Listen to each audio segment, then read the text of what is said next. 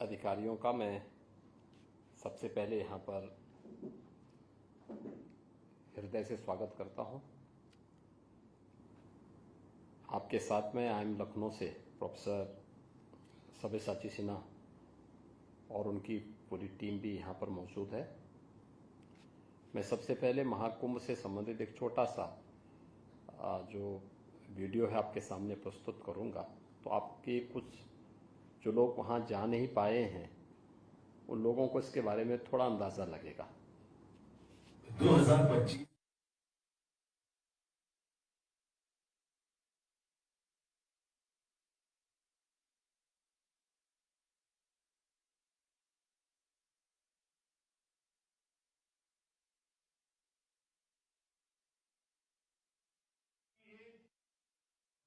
और समरसता का सबसे बड़ा महोत्सव है। पूरे यूरोप की जितनी जनसंख्या है उससे भी ज्यादा लोग अब तक एकता के इस महाकुंभ में डुबकी लगा चुके हैं, स्नान कर चुके हैं। नक्षत्रों के दुर्लभ संयोग से 144 वर्ष में एक बार होने वाले महाकुंभ में पुण्य की डुबकी सनातन मन की सबसे बड़ी आकांक्षाओं में से एक रही। पौराणिक कथा है कि प्रयागराज में त्रिवेणी तट वह पुण्य स्थान है जहां देव दानवों द्वारा किए गए समुद्र मंथन से प्रकट हुए अमृत कलश से अमृत की बूंद गिरी थी। उसी पुण्य धरा प्रयागराज में पौष पूर्णिमा से महाशिवरात्रि तक 45 दिन के आयोजन में 66 करोड़ 30 लाख से अधिक श्रद्धालुओं का आगमन इतिहास का अब तक का सबसे बड़ा मानव समागम बन गया।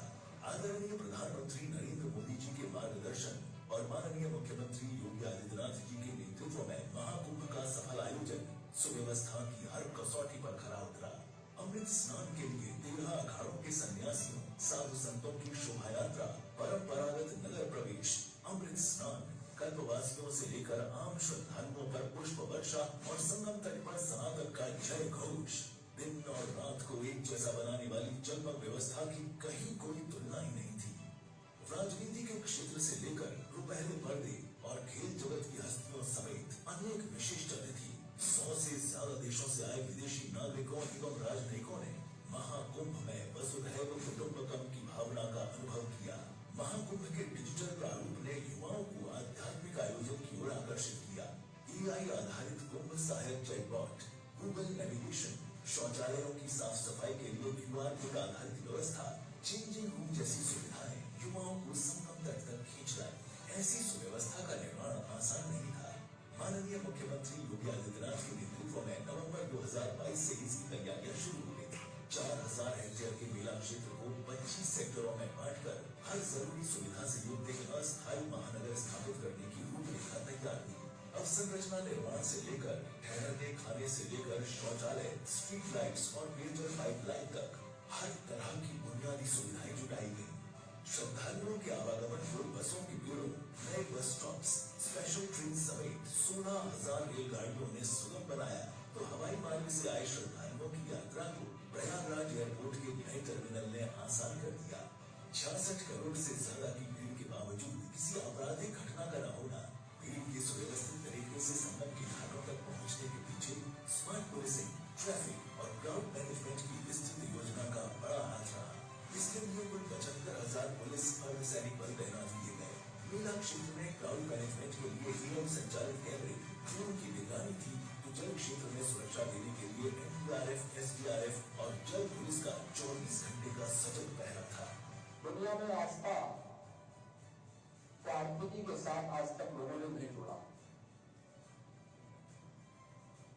और कहीं ये होता भी नहीं है कि कोई सरकार कहीं किसी सिटी के डेवलपमेंट प्लान के साथ साथ आयोजन के अवसर पर 7,000 करोड़ खर्च करे और उससे उस प्रदेश की अर्थव्यवस्था में 3.5 लाख करोड़ की वृद्धि हो जाए। वो दुनिया के अंदर कभी नहीं देखने को मिलता, लेकिन प्रयागराज महाकुंभ ने साबित करके दिखाया। Confederation of all India traders के अनुसार महाकुंभ में 3 लाख करोड़ रुपए से अधिक का व्यापार हुआ। 10 लाख से ज्यादा लोगों को अस्थायी रोजगार मिला। अनुमान है कि होटल इंडस्ट्री से करीब 40,000 करोड़, खाने पीने की दुकानों से करीब 20,000 करोड़ और टूर ट्रेवल और ट्रांसपोर्ट से करीब 10-10 हजार करोड़ का कारोबार हुआ। प्रयागराज के 150 किलोमीटर के दायरे में स्थित शहरों और कस्बों में भी व्यापार में जबरदस्त बढ़ोतरी हुई। उत्तर प्रदेश में 5 नए आध्यात्मिक पर्यटन पद से आस्था से आर्थिकी को जोड़ने के नए अवसरों का निर्माण हुआ। कोई संदेह नहीं कि सनातन धर्म के महाकुंभ पर्व ने एक भारत श्रेष्ठ भारत के सर्वोच्च रूप में भारतवर्ष में एकता, समरसता और समता के नए सूर्य का उदय करने वाले लोकोत्सव के रूप में इतिहास में अपना स्थान हमेशा के लिए सुरक्षित कर लिया है।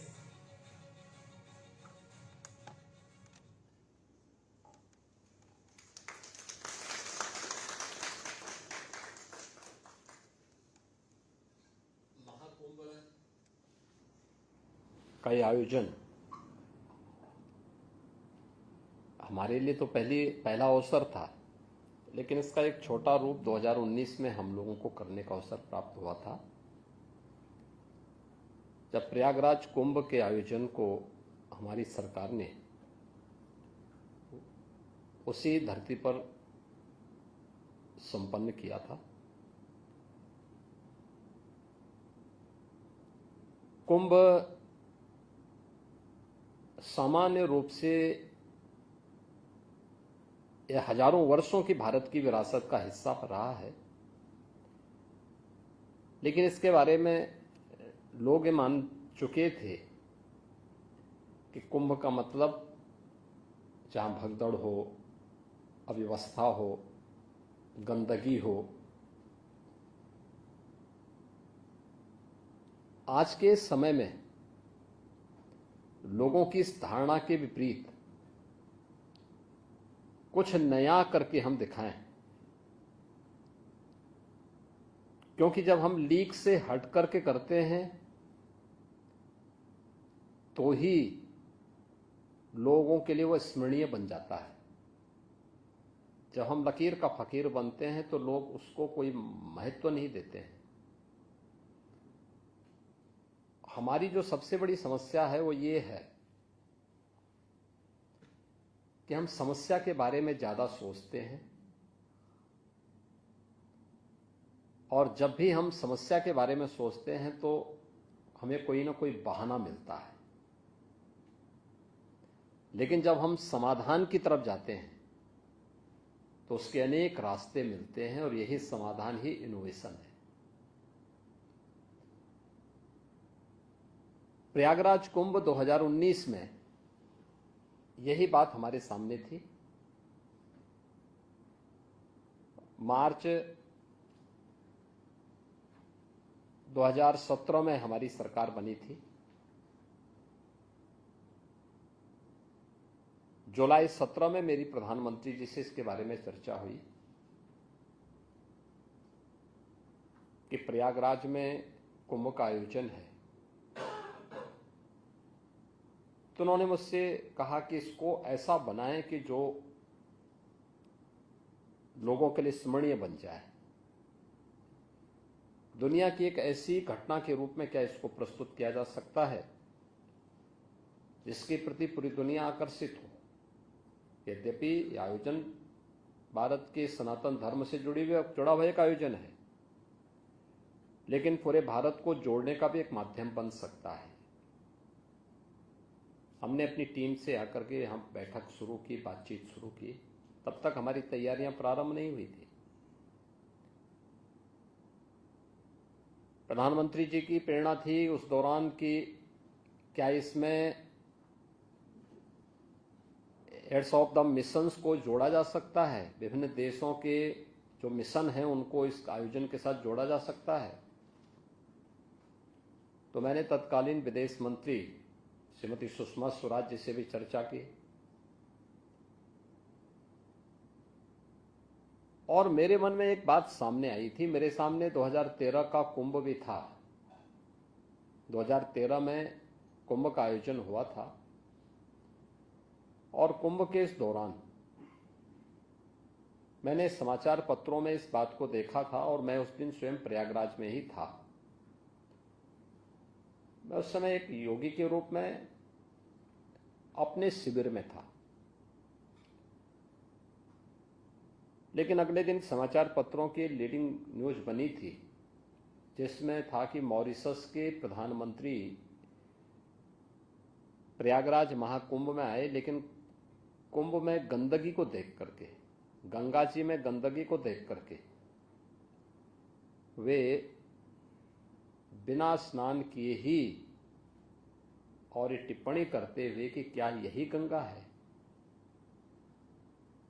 और ये कहते हुए वे दूर से ही प्रणाम करते हुए चले गए। तो मेरे मन में ये बात आई कि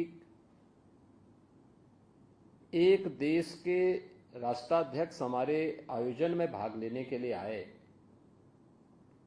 और उनकी भावनाएं आहत हुई। इसका मतलब हमारे आयोजन में कोई कमी थी। उस कमी का निवारण हो, हमें उस पर ध्यान देना होगा, न कि उस कमी को बार बार कुरेदना। और फिर हमने इस बारे में कहा, क्योंकि मुझे उससे पहले कई बार कुंभ के आयोजन के साथ जुड़ने का अवसर प्राप्त हुआ था, तो मैंने इस बारे में कहा। मैंने कहा देखिए होता क्या था वहां पे, जैसे शौचालय भी बनते थे, तो पूरा आयोजन तो गंगा के तट पर बालू में होता है, तो सीट को बालू में ऐसे डाल दिया जाता था और अधिक दिनों, जैसे ही सप्ताह 10 दिन कोई व्यक्ति रहे तो वहां बदबू आनी शुरू होती थी और उसके बाद मक्खी मच्छर ये सब शुरू होते थे, फिर बीमारी शुरू होती थी। तो हम लोगों ने इस बारे में कहा क्या कोई समाधान हो सकता है कि हम लोग ऐसे टॉयलेट बनाएं जिनकी नियमित रूप से सफाई हो सके।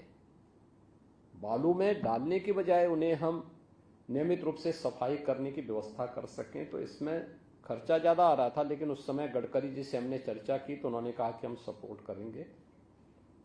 हम लोगों ने उस समय 1 लाख टॉयलेट ऐसे तैयार करवाए और उन्हें उतने ही टॉयलेट थे, उतने टैंक भी बनाए, तैयार किए गए और नियमित रूप से उनकी सफाई के कार्यक्रम को उसके साथ जोड़ा गया। ये कहीं भी एक भी सीवर या एक भी टॉयलेट का कोई भी लिक्विड गंगा या यमुना नदी में नहीं जाना चाहिए।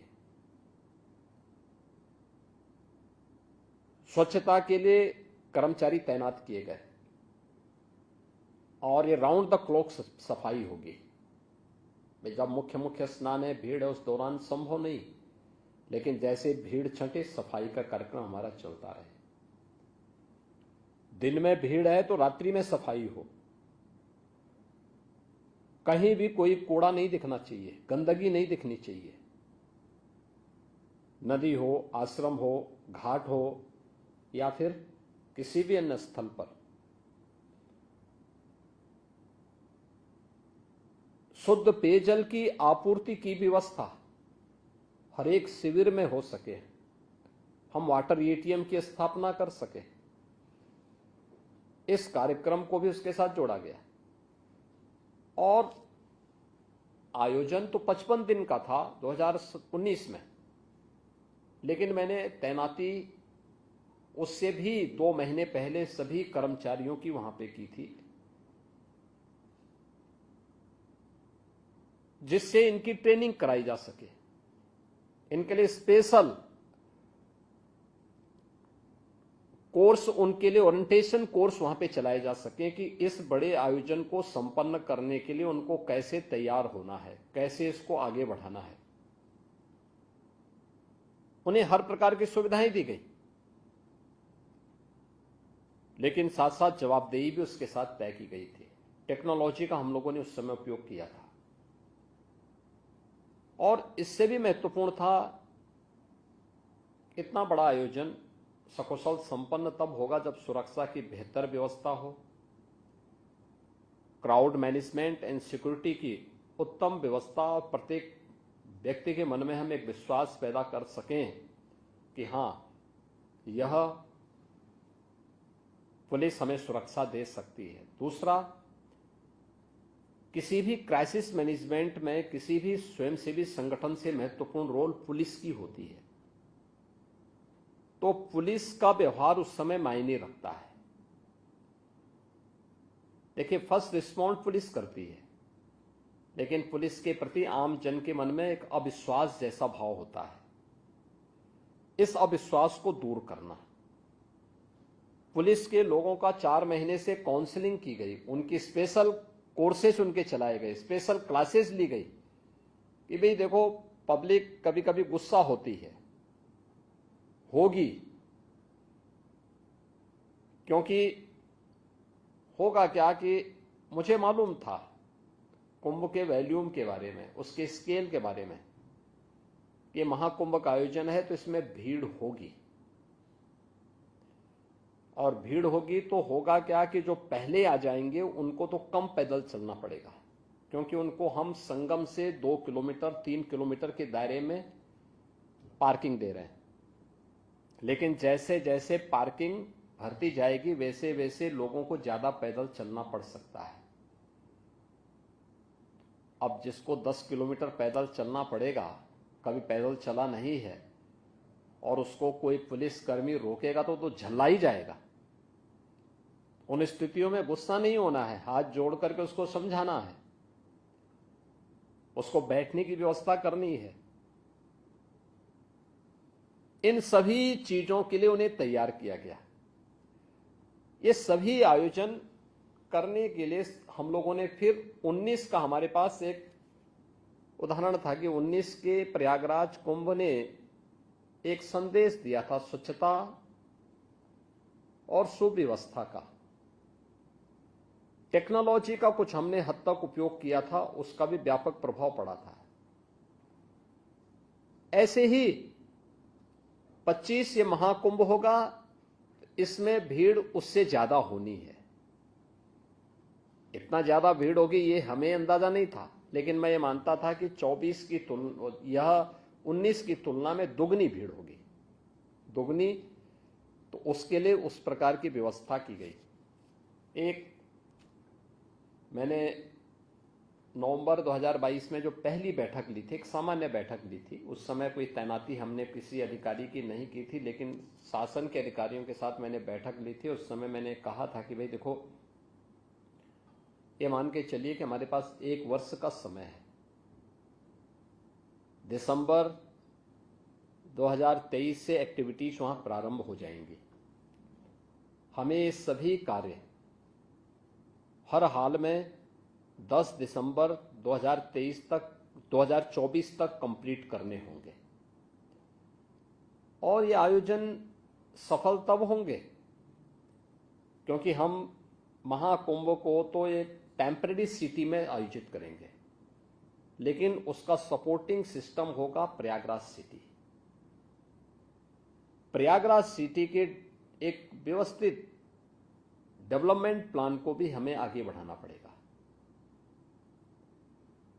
देखिए, अंतर क्या होता है, जब लोगों को विश्वास पहले नहीं होता है तो लोगों में काफी अनरेस्ट होता है, और जब पब्लिक को विश्वास होता है तो उसके बाद कोई अनरेस्ट नहीं होता है। 2019 में जब हम लोग प्रयागराज कुंभ का आयोजन कर रहे थे तो सिटी के अंदर के अतिक्रमण को हटाने के लिए, सिटी के अंदर विकास के कार्यक्रमों को आगे बढ़ाने के लिए जब हम लोग वहां पहुंचे तो मैं वहां पर पहली 2-3 बैठक ली, सभी जनप्रतिनिधि मौजूद थे, मंत्रीगण मौजूद थे, अच्छी बैठक हुई। लेकिन जब हमने कार्य करना प्रारंभ कर दिया तो एक एक करके विरोध शुरू हुआ। सबसे पहले जनप्रतिनिधियों ने, फिर मंत्रियों ने, फिर बैठक से वॉकआउट हो गया उन लोगों का। और मुझे लगता है कि कुंभ आयोजन के पहले के 6 महीने ऐसे थे जिनमें उन लोगों ने मेरे साथ किसी बैठक में प्रतिभाग नहीं किया। यह 2019 की स्थिति थी। उन लोगों ने कहा कि साहब आप पूरे प्रयागराज सिटी को उजाड़ रहे हैं। मैंने कहा उजाड़ूंगा नहीं, इसको ठीक करूंगा। उन्होंने कहा नहीं, कुंभ के पहले ठीक हो ही नहीं पाएगा। मैंने कहा नहीं, मैं तो काम तो उसी स्पीड से कर रहा हूं कि कुंभ के पहले मैं इसको ठीक कर दूंगा। खैर, अगर मैं उनके द्वारा उठाई गई समस्याओं पर ज्यादा सुनता तो लगता था कि मैं काम नहीं कर पाऊंगा, कुछ भी उसका रास्ता नहीं निकाल पाऊंगा। तो मैंने कहा भी नहीं, मुझे ठीक करना है, और मैं उस समाधान की तरफ ही आगे बढ़ता रहा। परिणाम क्या था कि कुंभ के ठीक पहले दिसंबर में मैंने प्रधानमंत्री जी का कार्यक्रम लिया और भव्य तरीके से आयोजन को करके जितने भी प्रयागराज सिटी के डेवलपमेंट के कार्य हुए थे, जब कार्य कंप्लीट हो गए तब वही सभी लोग मेरे बैठक में आए। उन्होंने कहा साहब बहुत अच्छा हो गया प्रयागराज तो, क्योंकि रात रात भर मैं शाम को जाता था, क्योंकि मेरे बैठक में किसी मंत्री जनप्रतिनिधि को रहना नहीं था, अधिकारियों को रहना था, तो मैं शाम को जाता था। यहां से शाम को 6 बजे 7 बजे गया, आराम से बैठक लिया सर्किट हाउस में या मेला कार्यालय में बैठक लिया। बैठक लेने के बाद फिर उनके साथ में डिनर लिया। उसके बाद फिर रात्रि को 12 बजे के बाद फिर मैं निकलता था सिटी घूमने के लिए, और सुबह फिर वहीं से अपना स्टेट प्लेन लेकर के लखनऊ वापस आ जाता था। ये मेरा क्रम लगातार चलता था 2019 में। लेकिन जब सिटी की शकल सूरत बदल गई, सिटी में डेवलपमेंट के कार्यों को देखा लोगों ने, तो लोगों के दिमाग में आया कि हाँ, सिटी में कुछ अच्छा हुआ है। और 2025 के महाकुंभ के पहले मैंने उससे दोगुना काम किया है प्रयागराज में, और कोई विरोध नहीं था। पब्लिक का भी सपोर्ट मिला, जनप्रतिनिधियों का भी सपोर्ट मिला, सभी लोग मेरे साथ खड़े थे। जहां मैं कहता था वहां लोग खड़े होते थे। तो पब्लिक का ये विश्वास अत्यंत महत्वपूर्ण होता है इन सभी आयोजनों में। और परिणाम क्या था, हम लोगों ने उसके स्केल को बढ़ाया। जैसे प्रयागराज में हम लोगों ने मेले के दायरे को बढ़ाया। 2019 में जितना था, हमने कहा लगभग इसका दोगुना करने का प्रयास करो। 2000 हेक्टेयर में था, यानी 5000 एकड़ में, तो इसको 10,000 एकड़ में बना दो। टॉयलेट 1 लाख थे तो उसको 1.5 लाख करो। संस्थाएं 6000 थी तो इस बार 8000 आएंगी। 1 लाख टेंटेज थे पहले, 60,000 टेंटेज थे पहले 19 में, इस बार मान के चलो कि 1 लाख से ऊपर आएंगे। पेंटोन केवल 22 थे, उसको 30 किया गया। यानी हर एक के दायरे को बढ़ाया गया। पार्किंग स्पेस 5000 एकड़ में केवल पार्किंग के 6 अलग अलग स्थल हर रूट पे दिए गए थे, जिसमें 6 लाख बसेज और 4 व्हीलर को हम पार्क कर सकते हैं। लेकिन मैं ये जानता था कि कहीं ना कहीं हम लोग चूकेंगे, क्योंकि मुझे आशंका थी कि भीड़ इससे ज्यादा हो सकती है, इसलिए हमें इसको बढ़ा के 10 लाख तक करना था। लेकिन प्रयागराज उसके आसपास स्पेस नहीं था, तो हम लोगों ने नेबरिंग डिस्ट्रिक्ट में भी मिर्जापुर, भदोई, जौनपुर, प्रतापगढ़, कौशाम्बी, फतेहपुर, चित्रकूट, इन जनपदों में भी कुछ पार्किंग स्पेस दिए थे और होल्डिंग एरिया तैयार किए थे। रेलवे 2013 में रेलवे स्टेशन पर भगदड़ मची थी, 42 लोगों की दुखद मृत्यु हुई थी।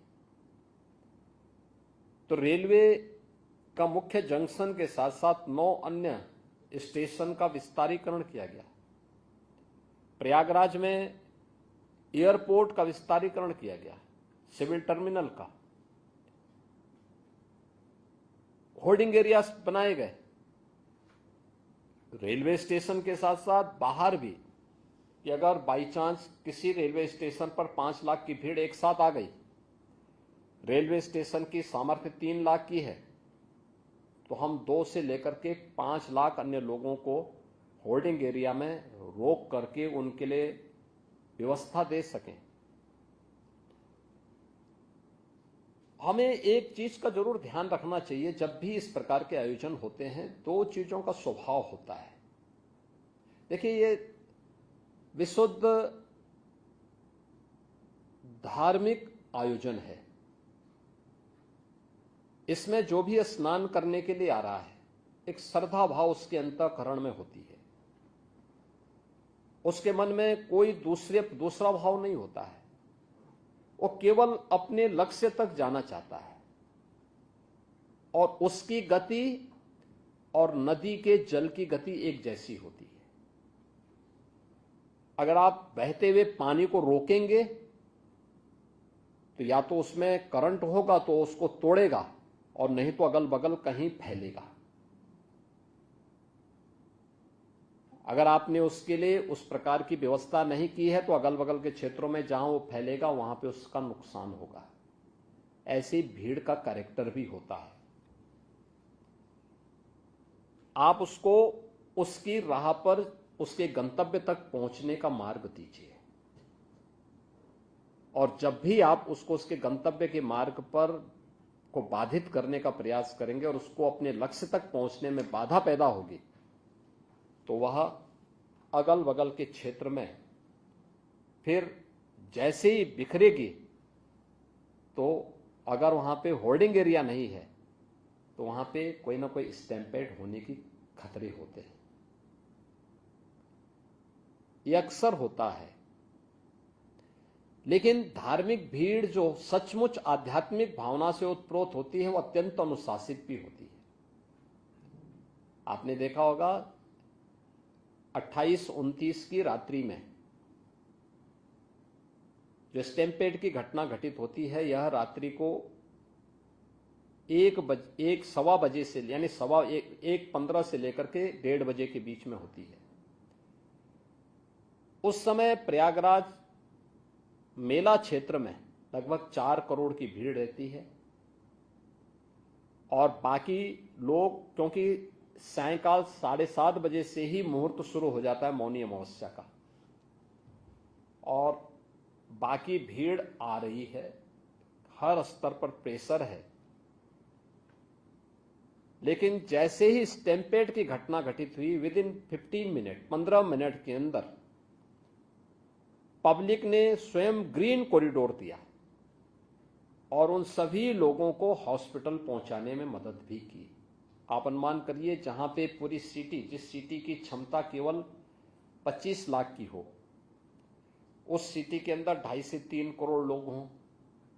मेला क्षेत्र में जिसमें रहने के लिए हमने केवल 25 लाख लोगों की व्यवस्था की है, उस मेले क्षेत्र में 4 करोड़ से अधिक की भीड़ हो, आने वाले सभी मार्गों पर भीड़ हो। और यह स्थिति तब थी जब हमने नेबरिंग डिस्ट्रिक्ट में मिर्जापुर, भदोई, जौनपुर, प्रतापगढ़, कौशाम्बी, रायबरेली, फतेहपुर, चित्रकूट, इन सभी में जो होल्डिंग एरिया और पार्किंग के स्थल चिन्हित किए थे, इनमें 2 लाख से अधिक वाहन हमने वहां खड़े करके रखे थे। ये 2 लाख वाहनों में लगभग 2 करोड़ से अधिक पब्लिक वहां मौजूद थी।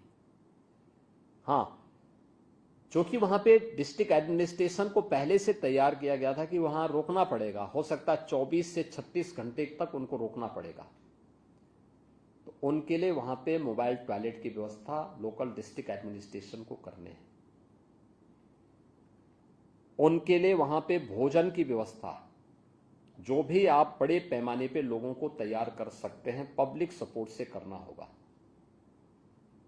हमारे यहाँ बेसिक शिक्षा परिषद में जो विद्यालय हैं, इनमें एक 2 रसोइया हैं। विद्यालय बंद करके उन सभी रसोइयों को बुला करके एक जगह उन सब के लिए भोजन की व्यवस्था भी चालू हुई और हर एक जनपद में ये हुआ। परिणाम था कि 24 घंटे तक हम लोगों ने, यानी 28 की सायंकाल 5 बजे से लेकर के 29 की सायंकाल 5 बजे तक इन सभी लोगों को हम लोगों ने अगल बगल के जनपदों में 2 करोड़ की भीड़ को कंट्रोल करके रखा। और तब जाकर के फिर वे, जब प्रयागराज में, क्योंकि 29 जनवरी को मौनी अमावस्या के दिन मुख्य अमृत स्नान भी था, श्रद्धालु जनों के साथ साथ 13 अखाड़ों का स्नान भी होता है। अखाड़ों का स्नान, 2 चैलेंज होते हैं। एक, पहला स्नान कौन करेगा, जिसको लेकर के पहले के कुंभ में मारकाट होती थी, व्यापक झगड़े होते थे।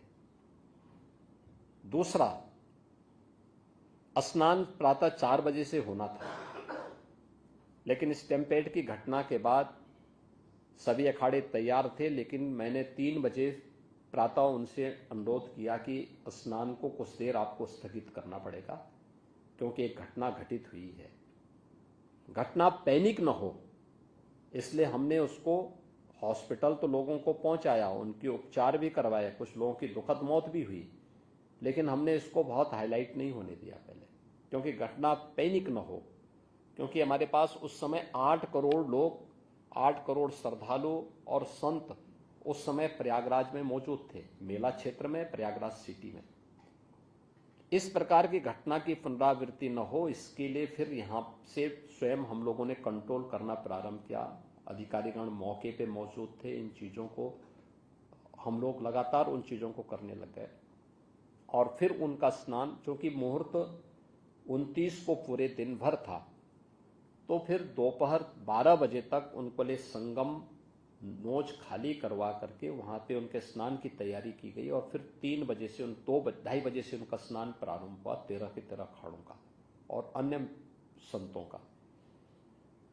एक प्रेशर संतों का स्नान करने का था, दूसरा श्रद्धालु सकुशल स्नान करके निकल भी सके, यह एक आयोजन था। देखिए, एक विपरीत परिस्थिति में निर्णय लेने की सामर्थ्य विकसित करना एक चैलेंज था। अक्सर होता है जब इस प्रकार की स्थितियां आती हैं तो बहुत सारे लोग हाथ पैर छोड़ देते हैं और ये मान के चल लेते हैं कि अब जो होना होगा देखा जाएगा। नहीं, हमें विपरीत परिस्थितियों में धैर्य से काम लेकर के और उस समय मजबूती से उस चैलेंज को फेस करने के लिए तैयार होना होगा। दूसरा है किस डायलॉग की भाषा, डायलॉग स्थापित करना पड़ेगा हर एक स्टेक होल्डर से, श्रद्धालुजन से, संतों से और अन्य उन लोगों से जो इस पूरी व्यवस्था के साथ जुड़े हुए हैं। एक बेहतर समन्वय के साथ उसको आगे बढ़ाना पड़ेगा। और यह कार्य फिर वहां पर पहले से भी था, लेकिन इसको और बेहतर करके मैंने स्वयं भी बातचीत करना शुरू किया यहां से।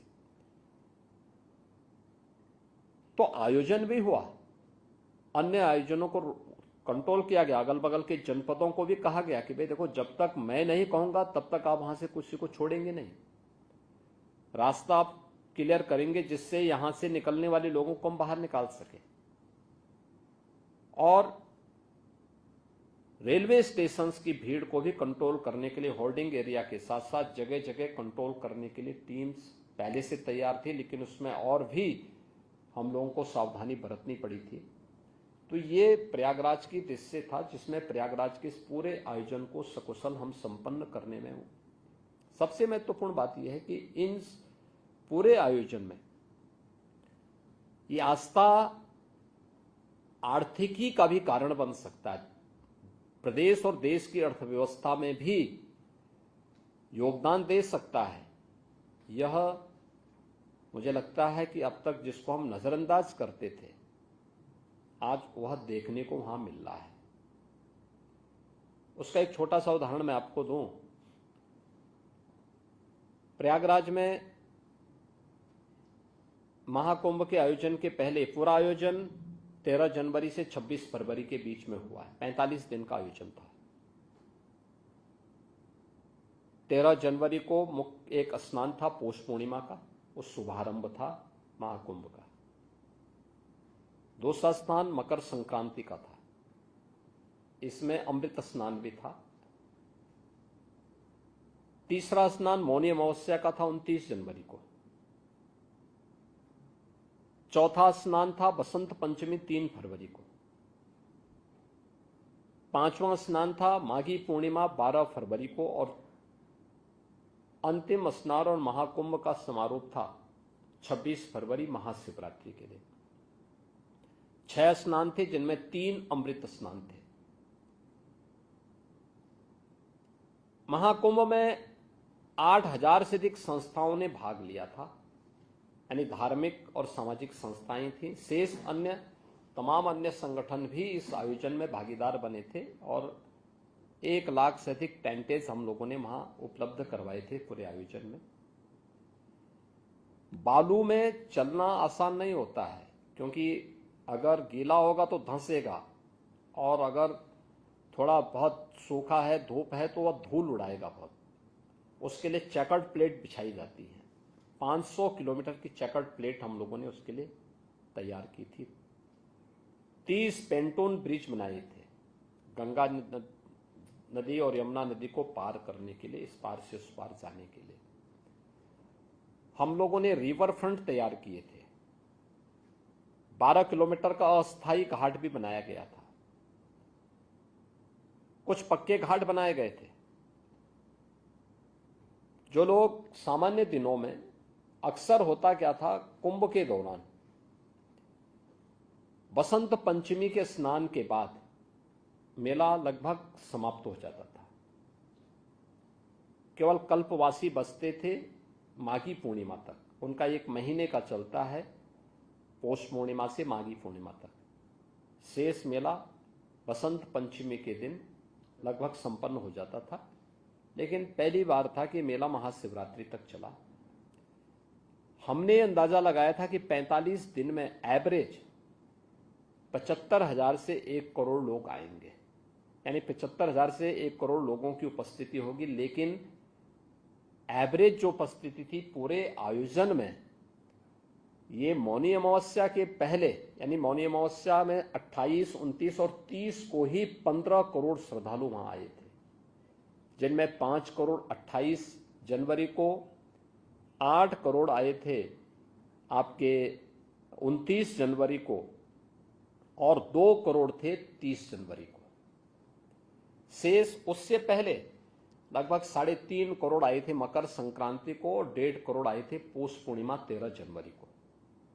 अन्य दिनों में 50 लाख, 60 लाख, 50 लाख, 60 लाख चल रहा था ये मौनी अमावस्या के पहले, यानी 28 के पहले।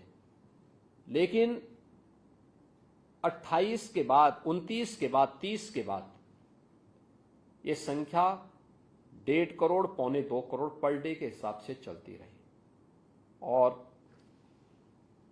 आपके लगभग 3 करोड़ के आसपास थी बसंत पंचमी के दिन, 2 करोड़ के आसपास थी आपके माघी पूर्णिमा के दिन, और बाकी अन्य दिनों में 1.25, 1.5, 1.25 ये संख्या वहां निरंतर चलती रही। ये पब्लिक के मन में, देश में, दुनिया में कोई भी ऐसा तबका नहीं था। राष्ट्रपति जी आए थे, उपराष्ट्रपति जी इस आयोजन में भागीदार बने, प्रधानमंत्री जी 5 फरवरी को इस आयोजन में भागीदार बने, उपराष्ट्रपति जी 1 फरवरी को इस आयोजन में भागीदार बने थे, 10 फरवरी को राष्ट्रपति जी आई थी, तमाम केंद्रीय मंत्रीगण आए थे, राज्यपाल आए थे, माननीय मुख्यमंत्रीगण आए थे और 74 देशों के एम्बेसडर और हाई कमिश्नर्स भी इस आयोजन में भागीदार बने। भूटान के नरेश भी इस आयोजन में भागीदार बने थे। 12 देशों के मंत्रीगण आए थे और अन्य देशों के लगभग 100 से अधिक देशों की भागीदारी इस पूरे आयोजन में होती है। हर एक तबका उस आयोजन का हिस्सा बना था, क्या उद्यमी हो या सामान्य नागरिक हो, क्या वह सेलिब्रिटीज हो, चाहे वह फिल्म स्टार हो, चाहे वह देश का जो क्रिकेटर हो या कोई भी अन्य, हर एक तबके का व्यक्ति उस आयोजन का हिस्सेदार बना था। और जो भी आया उस अद्भुत संगम को देख करके, दृश्य को देखकर अभिभूत होता था, डुबकी लगा करके फिर वहां से बहुत अच्छी बातों को लेकर के जाता था। प्रयागराज के बहुत सारे सबक भी हैं और महाकुंभ का सबक यही है देखिए, श्रीमद् भगवत गीता एक बात कहती है कि ये यथा माम प्रबदन्ते तांस तथैव भजाम्यहम्। यानी श्रीमद् भगवत गीता में भगवान कहते हैं कि जो मुझे जिस दृष्टि से देखता है, जिस रूप में भजता है, मैं उसको उसी रूप में दिखाई देता हूं। जिसने जिस रूप में प्रयागराज को देखा, महाकुंभ को जिस रूप में देखा, उसको वही दर्शन वहां हुए भी, और हर तबके के व्यक्ति को उसके अनुरूप वहां सामग्री भी मिले। आप देखें, दुनिया के अंदर आप में से बहुत सारे लोग ऐसे होंगे जिन्होंने दुनिया के तमाम न्यूज़पेपर को भी देखा होगा, और उन आयोजनों में आप भागीदार भी बने होंगे जिसके बारे में उनकी नेगेटिविटी और उनके द्वारा जो तमाम प्रकार की गलत टिप्पणियां की जाती थी, उनमें अगर आप देखेंगे बहुत सारे ऐसे थे जिन्होंने इस पूरे आयोजन के बारे में जो टिप्पणी की है। द वॉल स्ट्रीट जर्नल जो यूएस की है, उसने कहा है कि यह एक ऐसा आयोजन था जहां अमेरिका की कुल आबादी से ज्यादा लोग जुटे, यानी यूएस की जो कुल पॉपुलेशन है उसकी लगभग दोगुनी आबादी इस आयोजन का हिस्सा बनी थी। बीबीसी ने कहा कि महाकुंभ मानवता का सबसे बड़ा समागम था। बीबीसी की टिप्पणियां हर व्यक्ति जानता है। एक्सप्रेस ट्रिब्यून ने यह विश्व का सबसे बड़ा धार्मिक समारोह था। द न्यूयॉर्क टाइम्स ने लिखा है कि आयोजन न केवल श्रद्धालुओं और पर्यटकों, यानी इस आयोजन में न केवल श्रद्धालु और पर्यटक ही नहीं बल्कि नेता और हस्तियां भी पहुंची। राइटर्स ने लिखा यह डिजिटल कुंभ था जिसमें व्यवस्था बनाने के लिए तकनीक का बेहतरीन इस्तेमाल किया गया था। हमने डिजिटल टूरिस्ट मैप भी जारी किया था। अगर किसी श्रद्धालु को कहीं जाना है तो उसके लिए उस प्रकार की व्यवस्था, क्यूआर कोड को डाउनलोड करिए, आप उसके माध्यम से वहां तक पहुंच सकते हैं। टॉयलेट की पोजीशन क्या है, आप उसके माध्यम से जानकारी ले सकते हैं। हम लोगों ने इसके अलावा वहां पे सुरक्षा के लिए भी इसका बेहतरीन इस्तेमाल किया था।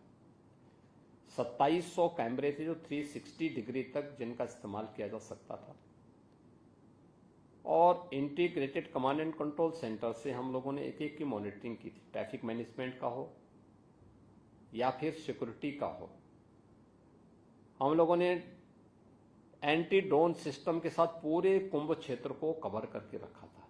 कोई भी ड्रोन बिना परमिशन के वहां उड़ नहीं सकता था, और इसके लिए पहली बार किसी आयोजन में एंटी ड्रोन सिस्टम का इस्तेमाल किया गया था।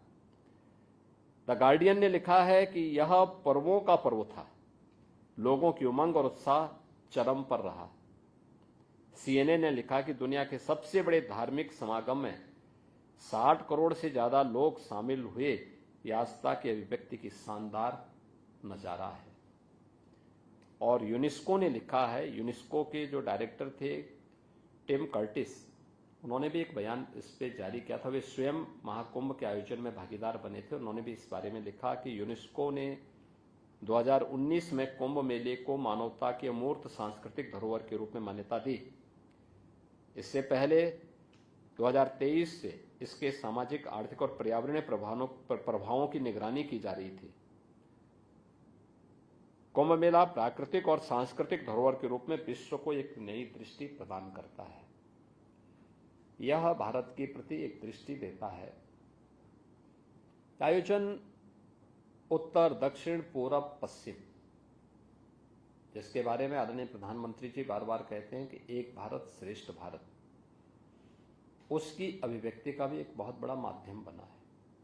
न जाति का भेद, न क्षेत्र का भेद, न भाषा का भेद, न पंथ का भेद, किसी भी प्रकार के भेद से मुक्त एक ही नदी के एक ही घाट पर सभी लोग उसी पवित्र भावना के साथ डुबकी लगा रहे थे, और जो जिस भाव के साथ डुबकी लगा रहा था उसको उस प्रकार की अनुभूति उस आयोजन में देखने को भी मिली। इस पूरे आयोजन के लिए जो चीजें हम लोगों ने की, जैसे हम लोगों ने सेंट्रल और स्टेट गवर्नमेंट ने मिलकर के लगभग 7,500 करोड़ हमने इस पूरे आयोजन में खर्च किए। लेकिन इसमें से लगभग 6,000 करोड़ हमारे खर्च हुए थे प्रयागराज सिटी और उसके अगल बगल के इंफ्रास्ट्रक्चर पर। जैसे हमने 200 से अधिक सड़कों को 2 लेन थी तो 4 लेन, 4 लेन थी तो 6 लेन में बदलने का काम किया था। 14 नए फ्लाईओवर बनाए, 9 अंडरपास बनाए, प्रयागराज की विरासत से जुड़े हुए 12 कॉरिडोर बनाए गए, जैसे Akshay Vat corridor, Saraswati Koop corridor, Maharshi Bharadwaj corridor, Shringverpur में निषादराज गुहा कॉरिडोर, नागवासुकी कॉरिडोर। प्रयागराज के जो इष्ट देव हैं वो बेनी माधव हैं। 12 माधव की मान्यता है प्रयागराज में। इन 12 माधव की कॉरिडोर को भी हम लोगों ने डेवलप किया। तो ये सभी पे पैसा हम लोगों ने दे करके उसका डेवलपमेंट किया। लेटे हुए हनुमान जी, जो बड़े हनुमान जी हैं, उनका भी एक कॉरिडोर वहां पे बनाया, पूरा उसको तैयार किया गया है। इसके अलावा जो बात अक्सर चलती थी, जिसके बारे में यूनेस्को ने भी बात कही है ना, कि 2023 से ही उस बात को देखना चाहते थे कि इतना बड़ा आयोजन होगा तो स्वाभाविक रूप से इसके पर्यावरणीय उस पर क्या असर पड़ेगा। हम लोग इस बात को जानते थे और 2013 की घटना भी हमारे सामने थी, जब मॉरिशस के माननीय प्रधानमंत्री आए थे और उनको गंगा जी में गंदगी देखने को मिली। उसके बाद वो हिम्मत नहीं कर पाए थे स्नान करने का। तो हम लोगों ने इस बात को ध्यान में रखा था कि पहले दिन से ही, कि गंगा नदी हो या यमुना नदी, कहीं भी कोई नाला या कोई सीवर लीक ना होने पाए, सिटी का हो या उससे ऊपर भी। देखिए, इस उत्तर प्रदेश के अंदर गंगा नदी का जो सबसे क्रिटिकल पॉइंट था वह है कानपुर था।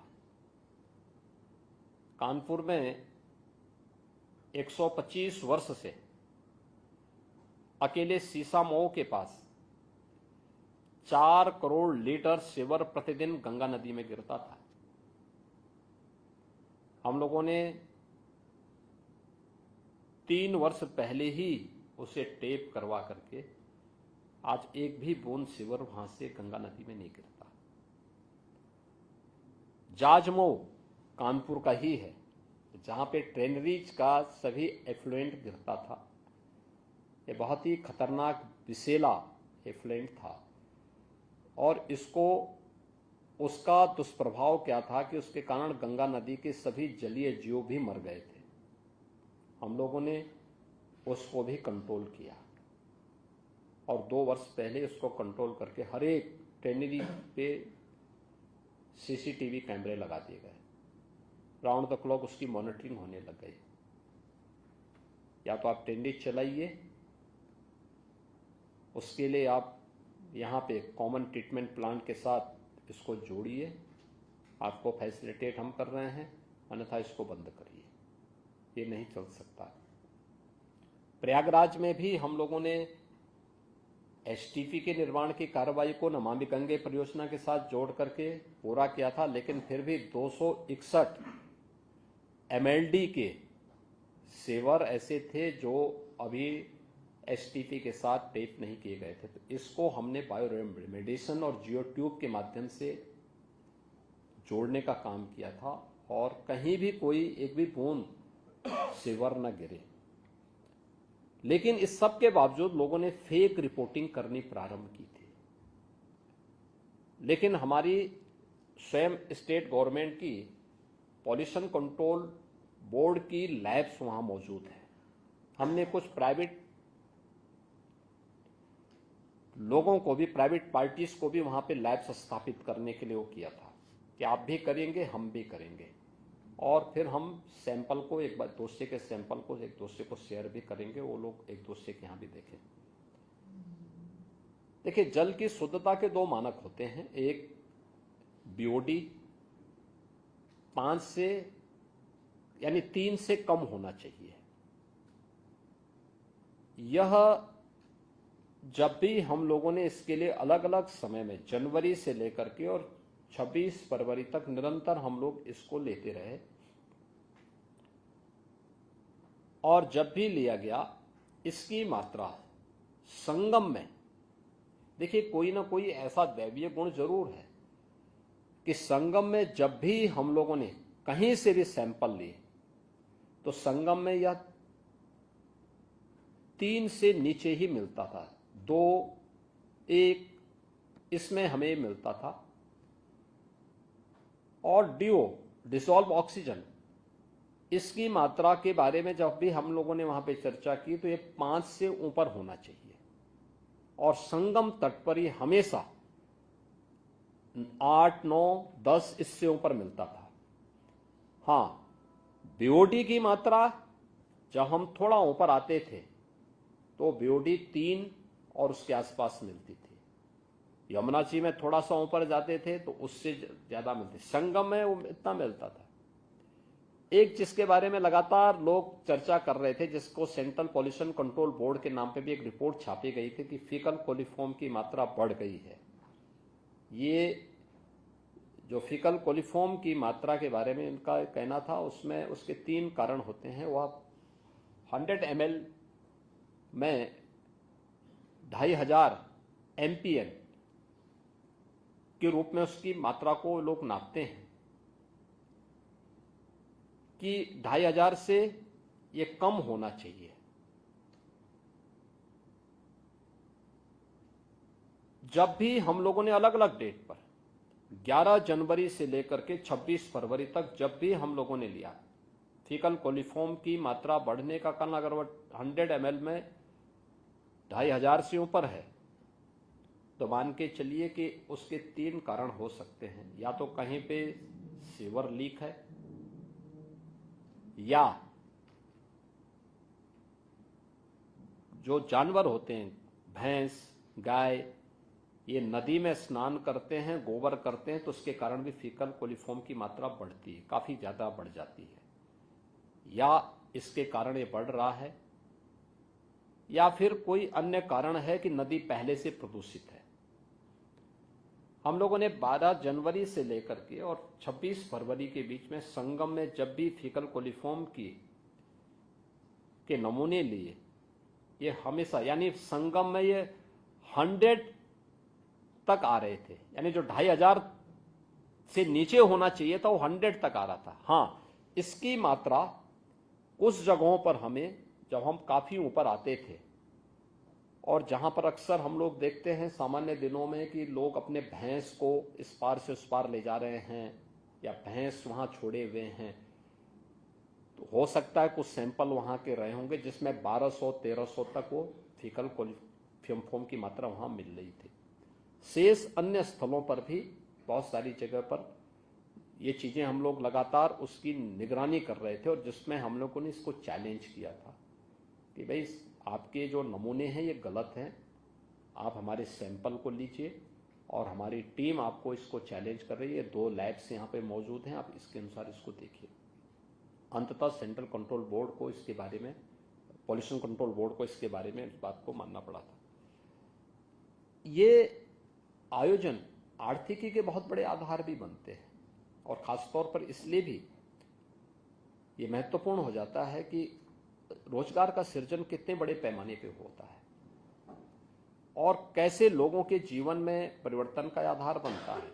अलग अलग प्रकार के नए चीजें देखने को मिले। छोटा सा उदाहरण मैं आपको उपलब्ध कराता हूं कि एक सज्जन आए थे हमारे पास, उन्होंने कहा कि साहब मैं एक इन्वेस्टमेंट करना चाहता हूं कुंभ में। हमने कहा भी किस प्रकार का इन्वेस्टमेंट है? उन्होंने कहा साहब मैं वहां पे 12 ज्योतिर्लिंग का एक रेप्लिका बनाना चाहता हूं। तो मुझे भी लगा भी कौन आना चाहेगा, एक 12 ज्योतिर्लिंग जिसको दर्शन करना होगा उन 12 ज्योतिर्लिंगों में जाके दर्शन करेगा, यहाँ रेप्लिका बना के क्या करेगा। लेकिन हमने उसको प्रेरित किया कि भाई ठीक है, अगर आप, क्योंकि प्रधानमंत्री जी की रुचि भी है, तो हमने कहा भी जितना भी रॉ मटेरियल है, स्क्रैप का जितना भी स्टील, लोहा है या टायर है या फिर जितना भी एल्यूमिनियम, जितना भी इस प्रकार का जो है मटेरियल है उसका उपयोग करते हुए अगर आप बनाते हैं तो हम आपको सपोर्ट करेंगे। नगर निगम से कहा गया कि भाई आप इसको इसमें सपोर्ट करो, इसमें देखो, इनसे बातचीत करो। तो नगर निगम प्रयागराज ने उनके साथ कहा, तो प्रयागराज से उन्होंने 11 एकड़ लैंड मांगी।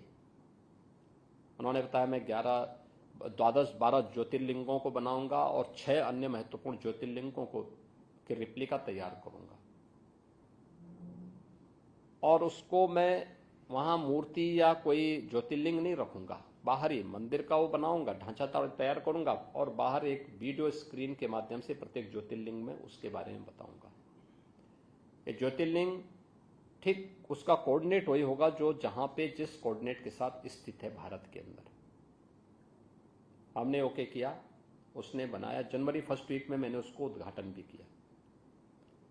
10 जनवरी से 31 जनवरी तक उसने जितना इन्वेस्ट किया था वो पूरा पैसा अपना कमा चुका था। 14 करोड़ उन्होंने इन्वेस्ट किया था, 14 करोड़ की उसकी कमाई हो गई थी। हाँ, उसके बाद तो प्रॉफिट ही है, और वो आज भी चल रहा है। यानी ये तो मैं 21 दिनों की बात कर रहा हूं, वो 26 फरवरी के 27 फरवरी तक लगातार वैसी भीड़ चलते रही उसमें। तो यह एक अपने आप में उदाहरण है।